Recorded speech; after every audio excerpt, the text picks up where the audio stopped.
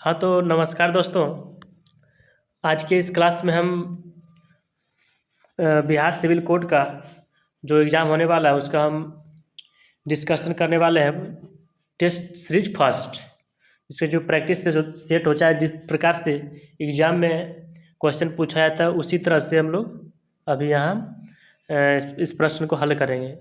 आज हिंदी सब्जेक्ट को लिए हुए और दूसरे सब्जेक्ट जैसे कि इंग्लिश होता है, मैथ होता है, इसमें तो 3 सब्जेक्ट ही होता है।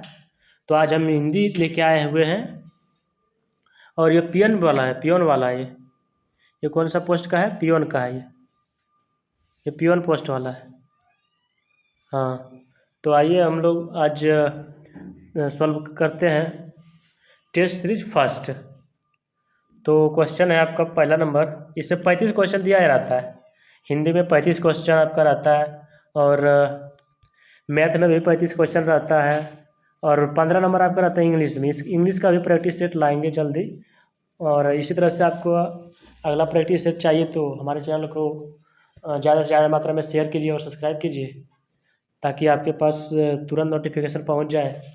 और इस प्रकार से आप इस प्रैक्टिस सेट का आप क्या कहते हैं उसका एक्सप्लेनेशन आप देख सकते हैं बहुत ईजी तरीके से। चलिए पहले क्वेश्चन की तरफ चलता है। आज हिंदी का सोल्यूशन प्रैक्टिस सेट तो उसी को करेंगे आज। तो पहला क्वेश्चन है कि विद्वान का स्त्रीलिंग क्या होता है। तो विद्वान का स्त्रीलिंग क्या होता है? विद्वान का स्त्रीलिंग क्या होगा? विदुषी होता है। इसका ऑप्शन नंबर डी राइट होगा, ऑप्शन नंबर डी। हाँ चलिए अब अगला क्वेश्चन की तरफ चलते हैं। अगला क्वेश्चन है कि सही वर्तनी वाले शब्द का चुनिए। मतलब कह रहा है कि सही शब्द जो है इसमें से कौन सा, ऑप्शन ए है या बी है या सी है या डी है, कौन सा ऑप्शन है? तो इसमें ऑप्शन कौन सा है? तो ऊ आधा जो पूरा जो वो वाला उज्ज्वल, ऊ जो सही तो वाला ई भी नहीं है, ऊ जो वाला उज्ज्वल ई भी नहीं है। तो ऊ आधा जो वाला ई भी गलत है, ई भी गलत है, ई भी गलत है। इसका राइट आंसर होगा ऑप्शन नंबर ए। इसका राइट आंसर होगा ऑप्शन नंबर ए। क्यों? क्योंकि बहुत सारा बुक में ऊ आधा जो वो लॉ दिया हुआ, लेकिन उज्ज्वल का सही आंसर होता लिखा था इस तरह, ऊ आधा जो पूरा जो वो लो उज्ज्वल। इसका सही आंसर इस प्रकार से होता है। आपको बुक में मिलेगा अलग अलग ढंग का, लेकिन हम लोग अपना इसी से चलेंगे ना। हाँ तो एक बार लिख के दिखाते उज्ज्वल का, ऊ आधा जो पूरा जो वो लो उज्ज्वल, इस प्रकार से चलता है। ठीक, थैंक यू। अगला क्वेश्चन नंबर तीसरा है कि परिक्रमा शब्द में उपसर्ग क्या है। तो उपसर्ग हम किसे कहते हैं? वह शब्दांश जो किसी शब्द के पहले लग जाता है। तो परिक्रमा मतलब पहले शब्द क्या लग गया? परि। मतलब कर्मा के पहले क्या लग गया है? यहाँ परि लग गया है, परि लग गया है यहाँ, परि लग गया मतलब इसका जो है उपसर्ग होगा परि।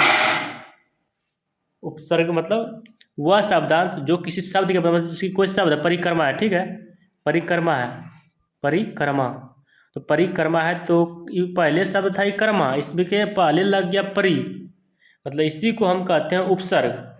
तो वह शब्दांश जो किसी शब्द के पहले लग जाए तो उसे हम उपसर्ग कहते हैं। तो उपसर्ग इसमें परि हो जाएगा। इसका राइट आंसर हो जाएगा ऑप्शन नंबर बी, बी। ठीक, अगला क्वेश्चन नंबर तीसरा की तरफ चलते हैं। क्वेश्चन नंबर तीसरा कहता है, तीसरा नहीं चौथा, छाती पर सांप लौटना मुहावरा का अर्थ क्या होता है। तो छाती पर सांप लौटना मुहावरा का अर्थ होता है ईर्ष्या करना। ईर्ष्या का मतलब जलन होना। ईर्ष्या का अर्थ होता है जलन होना। छाती पर सांप लौटना मुहावरा का अर्थ ईर्ष्या करना, जलन होना। ठीक, अगला क्वेश्चन नंबर 5 है कि सुख चैन में समास कौन सा होता है। तो समास का एक बहुत ही अच्छा ट्रिक है कि सुख और चैन मतलब जैसे कि लोटा, एग्जाम्पल देते हैं, लोटा और जो हाइफन ही रहता नहीं बोला लोटा डोरी, क्या इसमें कौन सा समास है? इस प्रकार से कोई भी रहेगा, लोटा दो डोरी, दाल भात द्वाकर लो हाइफन वाकर तो भात।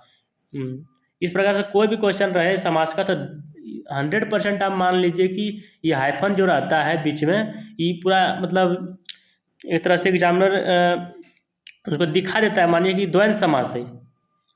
आधा एक्सप्लेनेशन मतलब इसी में है, द्वंद्व समास है। मतलब ये जो ये हाइफन दिया हुआ है बीच में, सुख और चैन में कौन सा समास है? ये द्वंद्व समास का राइट आंसर होगा ऑप्शन नंबर बी। चलिए अगला क्वेश्चन, क्वेश्चन नंबर जो है 6। क्वेश्चन नंबर 6 का रहा सिंह वन में रहता रेखांकित कारक क्या है। सिंह वन में रहता है रेखांकित कारक क्या है। तो 6 का राइट आंसर होगा ऑप्शन नंबर बी। बी कैसे अगर क्या अभी तुरंत बताते हैं। सिंह वन में रहता है, मतलब कर्ता ने कर्म को करण से अधिकरण में तो मैं यहाँ आ गया है, में मतलब अधिकरण कारक होगा इसका राइट आंसर। अगला क्वेश्चन नंबर 7 है मेरा कि जल्दी चलो रेखांकित भाग में कौन सा विशेषण है। जल्दी चलो रेखांकित भाग में कौन सा विशेषण है, जल्दी चलो, इसका राइट आंसर होगा ऑप्शन नंबर बी, क्रिया विशेषण। ठीक, अगला क्वेश्चन नंबर है क्वेश्चन नंबर 8।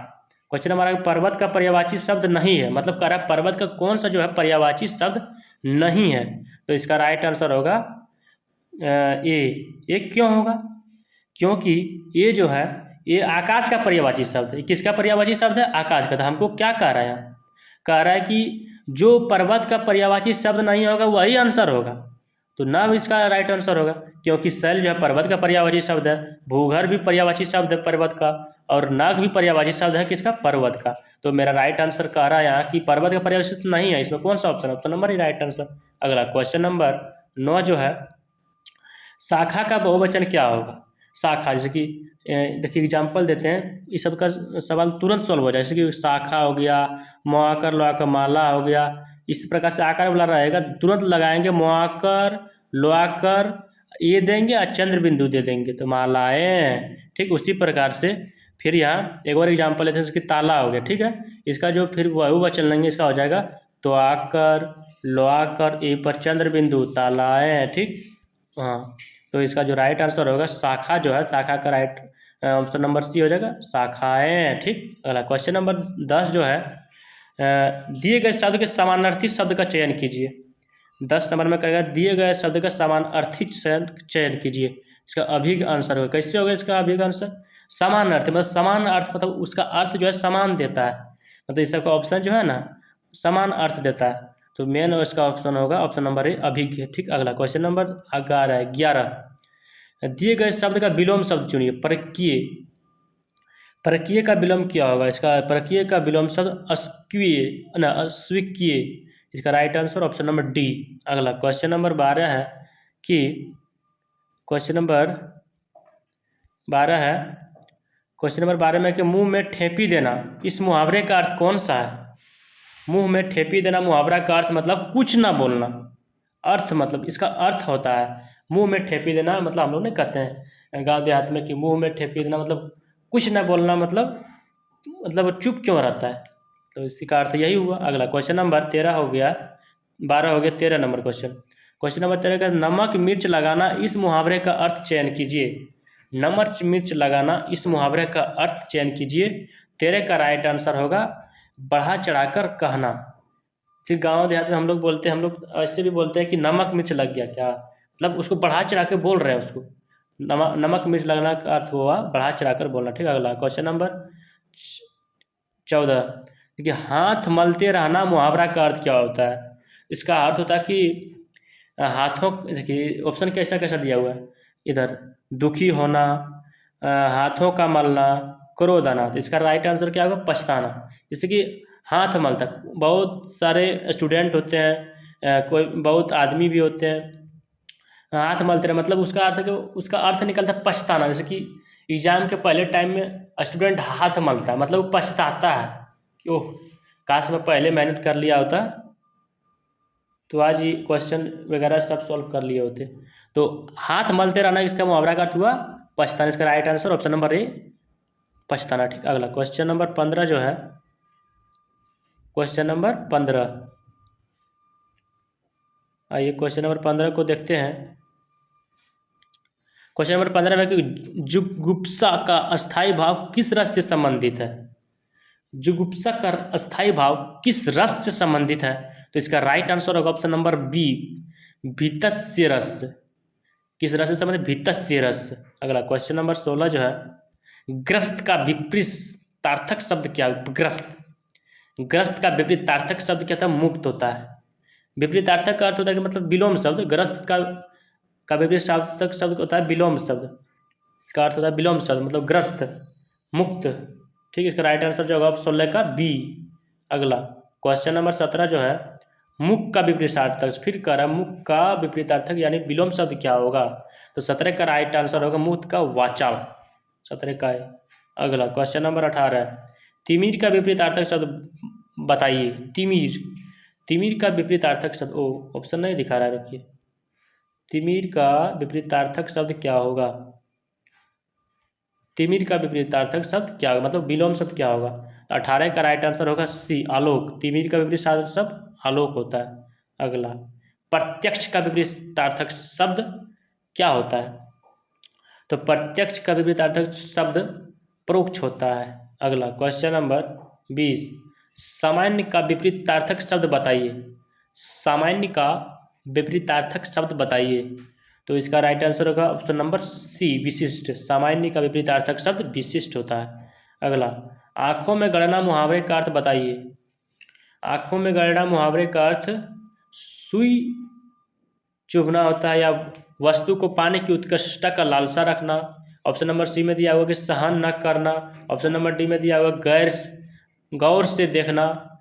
क्या होगा इसका? आंखों में गणना मुहावरा का अर्थ वस्तु को पाने की उत्कृष्ट लालसा होना। 21 का right answer option number B होगा। अगला क्वेश्चन नंबर 22 का कह रहा है कि उठ जाना मुहावरा का अर्थ क्या होना? उठ जाना का मुहावरा का अर्थ ए में दिया हुआ मर जाना होता है, बी में कहता है रुष्ट जाना होता है, सी में कह रहा है सोकर उठना होता है और डी में कह रहा है असंतुष्ट होना होता है। तो 22 का राइट आंसर होगा ऑप्शन नंबर ए, उठ जाना।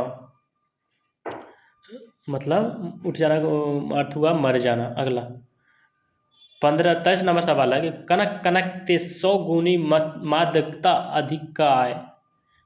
अधिकाय या खाए बैराए जग व पाए बैराए, इनमें से कौन सा अलंकार है? तो 23 का जो राइट आंसर होगा ऑप्शन नंबर सी, यमक अलंकार इसका होगा। ठीक। अगला क्वेश्चन नंबर 24 है। क्वेश्चन नंबर 24 कि जब नायक एवं नायिका को मिलने का अवसर प्राप्त होता है तो वहाँ क्या होता है? जब नायक को नायिका का अवसर मिलने का प्राप्त होता है इसका होता है संयोग श्रृंगार। 24 का सी होगा। अगला क्वेश्चन नंबर जो है क्वेश्चन नंबर 25 कहता है कि निम्न में से कौन तत्पुरुष समास का उदाहरण है? तत्पुरुष समास का उदाहरण है तो 25 का राइट आंसर हो जाएगा 25 का right answer option number D, option number D आजन्म। अगला क्वेश्चन नंबर 26, क्वेश्चन नंबर 26 है कि तुलसीकृत में कौन सा समास है?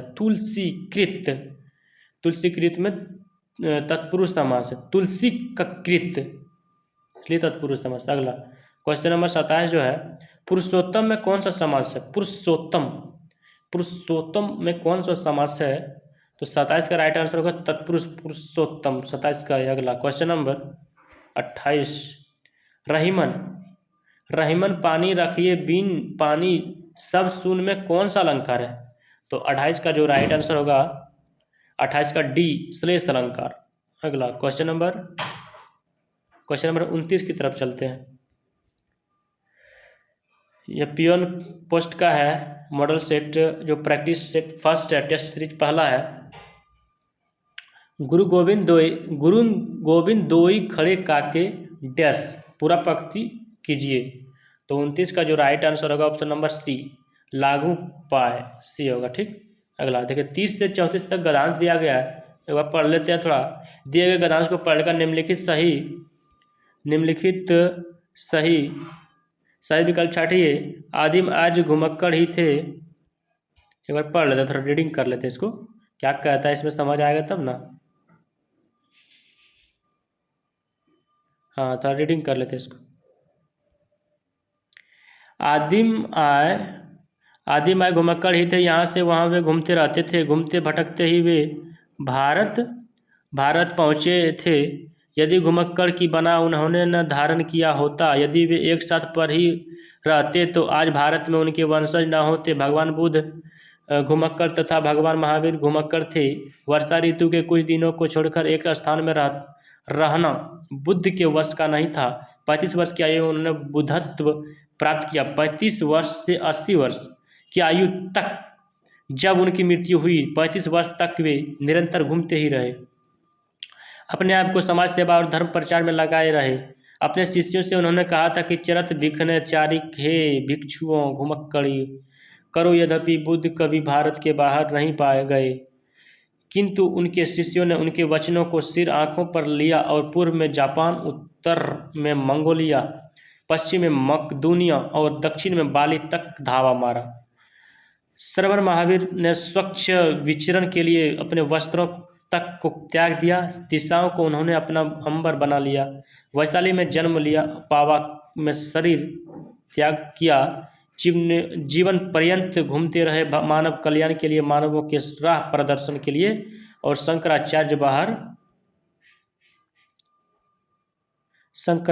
बाहर वर्ष की अवस्था में संन्यास लेकर केरल, कभी मिथिला, कभी कश्मीर और कभी बद्री काश्रम में भी घूमते रहते थे। कन्याकुमारी से लेकर हिमालय तक समस्त भारत को अपना धर्म क्षेत्र समझा। सांस्कृतिक एकता के लिए, समन्वय के लिए, श्रुति धर्म की रक्षा के लिए शंकराचार्य के प्रयत्नों को सही वैदिक धर्म का उत्थान हो सका। तो आइए क्वेश्चन नंबर 30 से हम लोग जो अभी पढ़े थे इस गद्यांश को उसी के अनुसार यहाँ क्वेश्चन बेस दिया गया है। 5 क्वेश्चन 31, 30, 31, 32, 33, 34 5 क्वेश्चन दिया गया। तो घुमक्कड़ शब्द में कौन सा प्रत्यय है? घुमक्कड़, मतलब इसमें अर्थ निकलना है। मतलब घुमक्कड़ उधर जो ऊपर में आया था उपसर्ग आया था, इसमें पूछ रहा है कि घुमक्कड़ शब्द में कौन सा प्रत्यय होगा। मतलब प्रत्यय किसे कहते हैं? वह शब्द, मतलब ये जो शब्द है ना घुमक्कड़, इसी में जो है वह शब्द जो किसी शब्द के पीछे आकर लग जाता है उसी को कहते हैं प्रत्यय। घुमक्कड़ मतलब अड़। इसका जो राइट आंसर होगा ऑप्शन नंबर सी, अड़ होगा। 30 का जो राइट आंसर होगा ऑप्शन नंबर सी, अड़। अड़ भी बोल सकते, अक्कड़ भी होगा। और क्वेश्चन नंबर अगला है 31। हाँ ना, क्वेश्चन नंबर 32 अभी 31 हुआ। 31, महावीर स्वामी का जन्म कहाँ हुआ था? तो महावीर स्वामी का जन्म कहाँ हुआ था? पावापुरी में, वैशाली में, कुशीनगर, परसोली में, कहाँ हुआ था? तो 31 का right answer option number B होगा, वैशाली में हुआ था। अगला क्वेश्चन नंबर 32, स्वच्छंद शब्द में कौन सा संधि है? स्वच्छंद शब्द में कौन सा संधि विच्छेद? व्यंजन संधि, ऑप्शन नंबर डी। अगला क्वेश्चन नंबर अगला स्वच्छंद हो गया। 32 के बाद 33 को देखते हैं। 33 नंबर है कि महात्मा बुद्ध जब बौद्धत्व प्राप्त किया तब उनकी अवस्था कितनी थी? तो 33 का right answer option number B